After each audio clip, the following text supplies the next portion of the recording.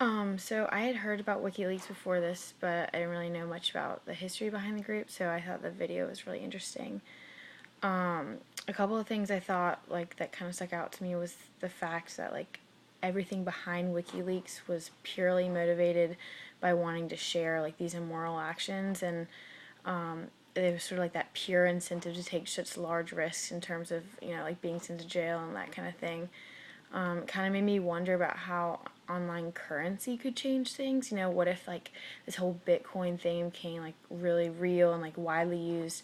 Could it somehow be incorporated so the reason we share information is because there's like money behind it? I don't know how that would work exactly, but it's just something to think about. And so many people share like cool stories or like weird pictures with the news, like they think they're going to get money out of it, sort of that whole like idea.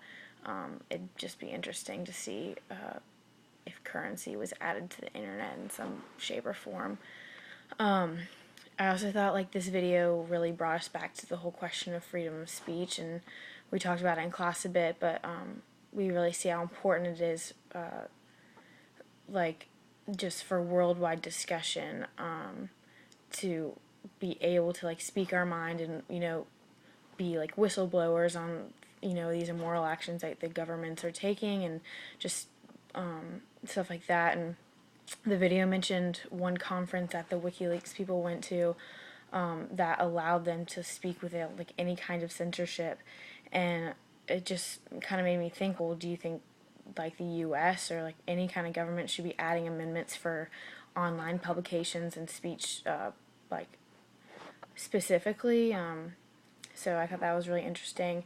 And I also thought when they talked about PRQ, the like base for WikiLeaks, I think that sort of like helped them from not being tracked.